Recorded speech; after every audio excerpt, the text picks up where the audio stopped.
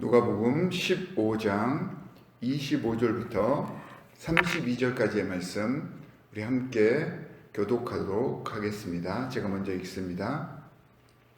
마다들은 밭에 있다가 돌아와 집에 가까이 왔을 때에 풍악과 춤추는 소리를 듣고 한 종을 불러 이 무슨 일인가 물은데 대답하되 당신의 동생이 돌아왔음에 당신의 아버지가 건강한 그를 다시 맞아들이게 됨으로 인하여 살진 송아지를 잡았나이다 하니 그가 노하여 들어가고자 하지 아니하거늘 아버지가 나와서 권한대 아버지께 대답하여 이르되 내가 여러 해 아버지를 섬겨 명을 어김이 없거늘 내게는 염소 새끼라도 주어 나와 내 벗으로 즐기게 하신 일이 없더니 아버지의 살림을 청류들과 함께 삼켜버린 이 아들이 돌아오매 이를 위하여 살진 송아지를 잡으셨나이다. 아버지가 이르되 예 너는 항상 나와 함께 있으니 내 것이 다 내 것이로되 이 동생은 죽었다가 살아났으며 내가 잃었다가 얻었기로 우리가 즐거워하고 기뻐하는 것이 마땅하다 하니라. 아멘. 주님의 말씀입니다. 오늘 말씀은 우리가 너무나도 잘 알고 있는 탕자의 비유입니다. 성경 말씀을 묵상하다가 깨닫는 것 중에 하나가 우리가 어려서부터 너무 익숙하게 들어오고 잘 알고 있는 성경 말씀들에 대해서 우리가 너무 피상적으로만 이해하고 있을 때가 많다라는 것들입니다. 오히려 우리가 너무 잘 알고 있기 때문에 전형적인 해석에만 그렇게 익숙해져 버릴 때가 굉장히 많습니다. 보통 우리가 잘 알고 있는 중요한 말씀들은 사복음서에 다 나오는 경우가 굉장히 많이 있는데 그래서 이 탕자의 비유 같은 이 유명한 이 일화가 사복음서에 다 나와 있을 것 같은데 이 탕자의 비유는 누가복음에만 나와 있는 특별한 비유의 말씀입니다. 탕자, 집 나간 아들에 대해서 우리는 보통 이 예화를 들었을 때 주목하게 되는데 저는 이제 본문을 계속해서 읽고 묵상하면서 이 말씀의 제목이 탕자의 귀한, 탕자의 비유가 아니라 탕자들의 비유로 바뀌어야 된다라는 생각이 들었습니다. 보통 불량스러운 것, 그리고 죄스러운 것, 그리고 탈선 이런 개념들을 생각하게 되면 눈에 확 띄는 아주 나쁜 대단한 짓거리들이 떠오릅니다. 보통 이런 대단한 나쁜 짓거리들을 대표적으로 이 작은 아들이 밖에 나와서 행했죠. 그래서 11절부터 오늘 본문 앞절까지 보면 작은 아들의 행실에 대해서 설명을 해주고 있습니다. 이 작은 아들은 이런 일반적인 잘못된 것들, 탈선, 죄스러운 것들에 딱 들어맞는 그러한 인물입니다. 돈과 시간, 그리고 친구, 나아가서 자기의 몸까지 잘못 사용해서 망가뜨립니다. 누가 봐도 잘못 살았습니다. 못된 사람입니다. 작은 아들 탈선의 마지막, 모두 다 망해먹고 말아먹고 한 일이 돼지 키우는 사람의 집에 품꾼으로 들어갔다라고 성경은 이야기를 하고 있습니다. 돼지 키우는 사람들 밑에서 일을 했다. 이게 우리는 별것 아닌 것 같은데 사실은 이 일은 그 유대 사람들 입장에서는 아주 심각한 상태를 이야기를 하고 있습니다. 유대인들은 우리가 잘 알다시피 돼지를 부정한 가축으로 여겨서 먹지도 않고 곁에 두지도 않고 키우지도 않습니다. 심지어는 돼지고기는 돼지라는 말을 사용하기 싫어서 그냥 흰 고기 이렇게만 말을 합니다.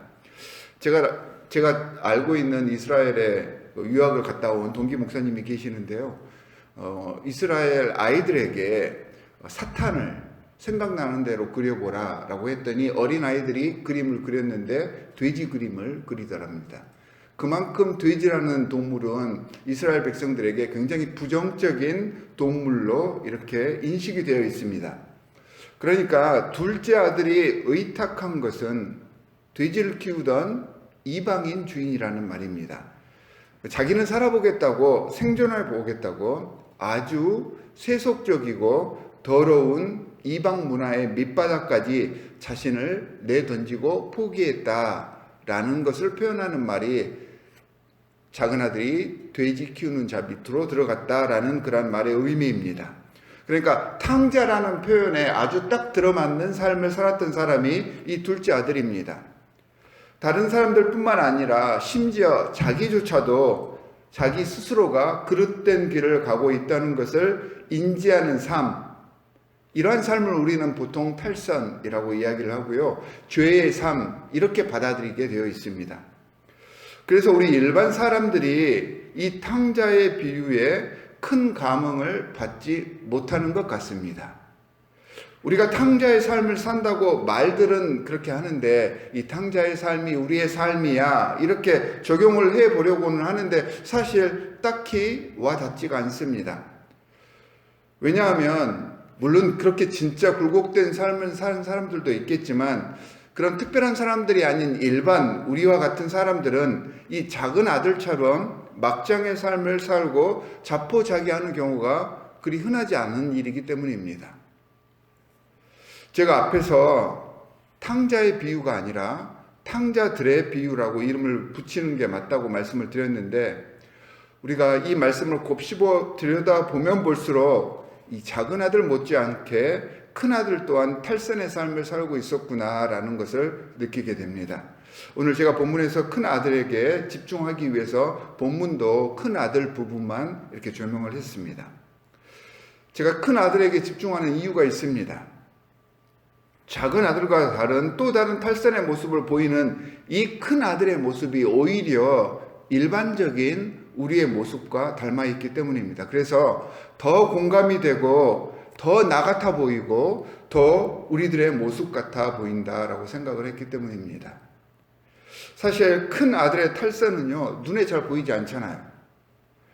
드러나지가 않습니다.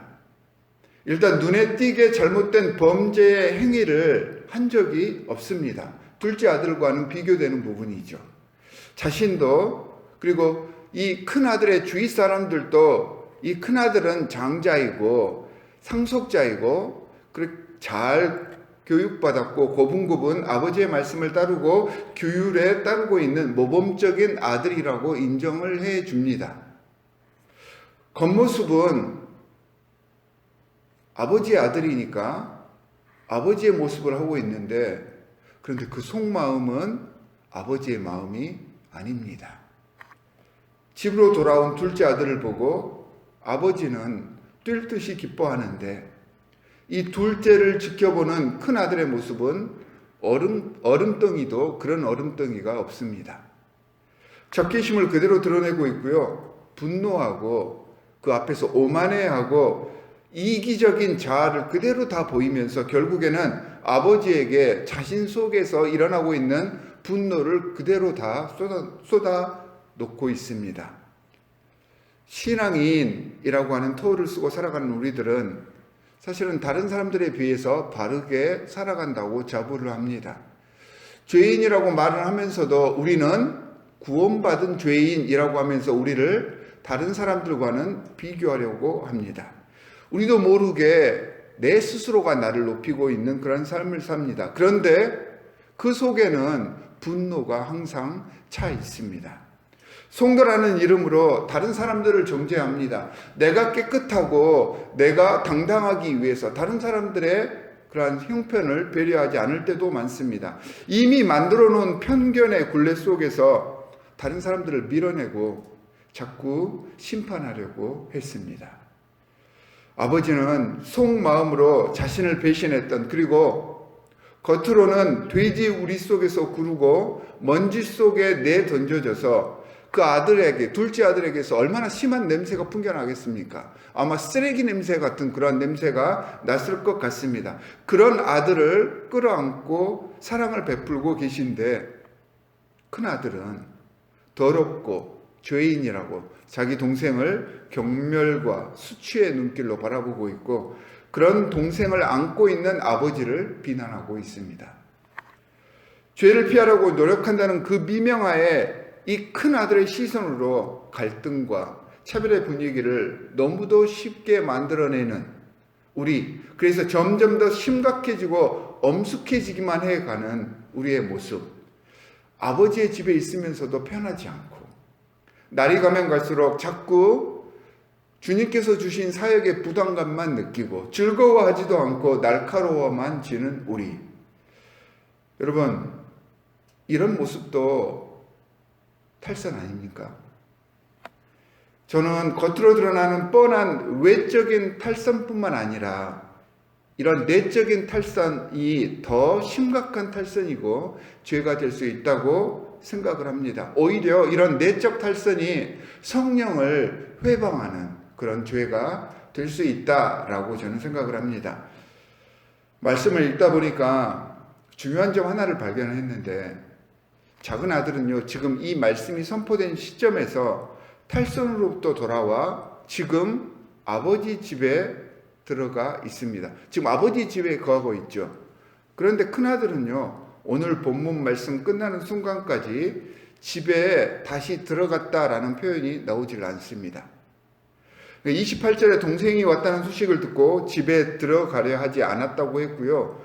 그래서 아버지가 집에서 나와 아들에게 가서 설명하고 설득하고 위로하면서 오늘 본문 말씀이 끝납니다. 그러니까 지금 본문상으로는 아버지 집에 거하고 있는 사람은 둘째 아들 뿐입니다. 말씀을 준비하는 내내 조금 무섭다는 생각이 들었습니다. 내가 혹시 큰아들처럼 아버지의 집 밖에서 배회하고 있지는 않는지, 아버지의 그 사랑과 복음의 생각을 나는 나대로 잘 해석한다고 하는데 사실은 잘못 이해해서 내 식대로, 내 마음대로, 내 좋을 대로 적용해서 나와 다른 이들에게 분노하고 그들을 죄의 제물 삼아서 혹시 나를 높이려 하고 있는 그런 삶을 살고 있지는 않은가라는 생각을 하게 되었습니다. 아들이라 일컬어지고 모든 이들이 아들이라고 인정을 해주는데, 신앙인이라고 인정을 해주는데 실제로는 아버지의 마음을 갖지 못하고 그 마음이 아버지의 집에서 멀어져 버린 그런 삶을 살고 있지는 않은지 나를 돌아보게 했습니다. 사랑하는 성도 여러분, 오늘 본문의 뒷부분이 어떻게 전개됐을지는 아무도 모릅니다. 그 큰아들이 아버지의 말씀을 듣고 아버지의 집으로 들어갔는지, 아니면 아버지의 말씀을 듣고도 끝까지 반항하고 버티고 서 있었을지 저는 모르겠습니다. 저는 둘째 아들보다는 말씀을 읽다 보니까 큰 아들의 입장인데, 주님께서 오늘 말씀을 통해서 저에게 그리고 우리에게 이렇게 물으십니다. 그래서 집으로 나와 함께 갈래? 아버지의 그 위로와 사랑을 다시 한번 깨닫고, 네 아버지, 이제는 기쁜 마음으로 집에 가서 동생을 맞아들이고 함께 평안히 거하겠습니다 라고 대답하시고 오늘 말씀을 해피엔딩으로 끝내시기를 바랍니다. 내가 아버지의 아들과 딸이라면 아버지께서 선포해 주셨듯이 모든 것이 내 소유임을 인정하고 이제는 좀 더 너그러워집시다. 세상을 긍정적이고 평안한 시선으로 바라봅시다. 타인의 죄에 나를 세우기보다는 비록 냄새나고 더럽고 우리와는 익숙하지 않더라도 외면하고 싶어도 그들을 마주하기 위해서 노력해 보십시다. 여러분 한번 생각해 보십시오. 만약에 아들을 기다리던 아버지가 그때까지 아들이 돌아오지 않았는데 아버지가 이제 해외를 이렇게 순방하고 여행을 하다가 우연히 외진 곳에서 돼지를 치고 있는 아들을 발견했다면 그 아버지는 어떻게 했을 것 같습니까?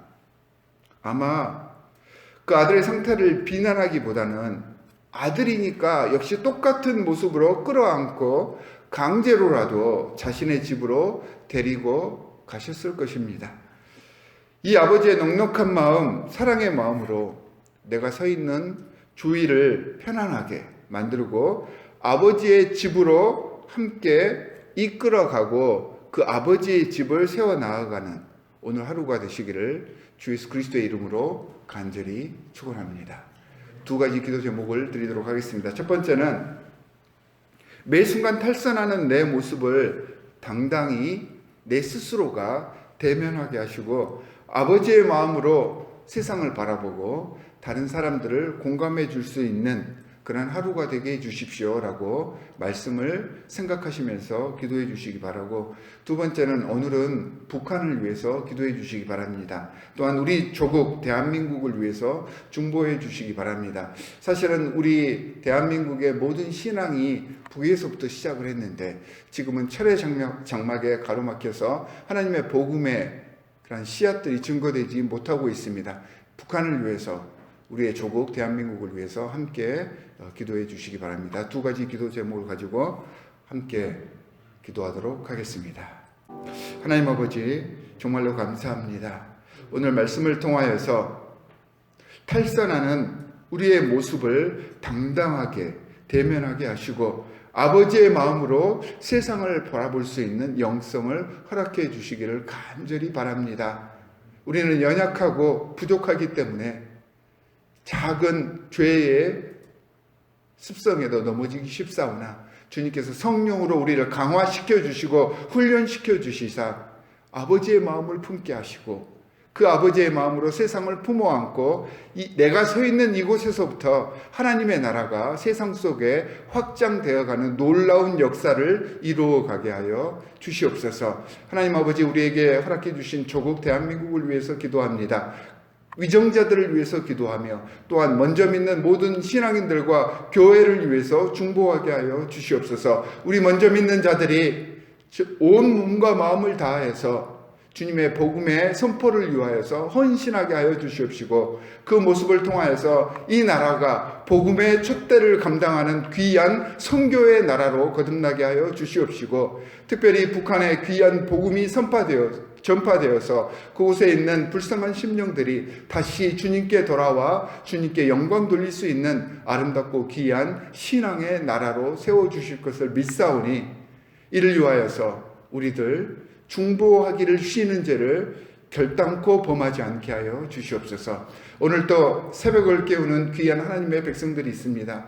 이들의 귀한 기도의 제목이 땅에 떨어지지 않게 하여 주시옵시고 그들의 모든 수고와 노고와 그들의 간절한 갈망을 누구보다 더 잘 아시오니 하나님, 그들의 모든 기도의 염원들이 하늘에 상달되게 하여 주시옵시고 이들을 통하여서 주를 믿는 자들의 복이 무엇인지를 세상에 증거하게 하여 주시옵소서. 오늘도 말씀 위에 굳게 사는 삶을 살겠습니다. 우리와 함께하여 줄 믿사오며 우리를 권하신 주 예수 그리스도의 이름으로 기도합니다. 아멘. 하늘에 계신 우리 아버지여, 이름이 거룩히 여김을 받으시오며 나라가 임하시오며 뜻이 하늘에서 이루어진 것 같이 땅에서도 이루어지이다. 오늘 우리에게 일용할 양식을 주시옵고 우리가 우리에게 죄 지은 자를 사하여 준 것 같이 우리 죄를 사하여 주시옵고 우리를 시험에 들게 하지 마시옵고 다만 악에서 구하시옵소서. 나라와 권세와 영광이 아버지께 영원히 있사옵나이다. 아멘.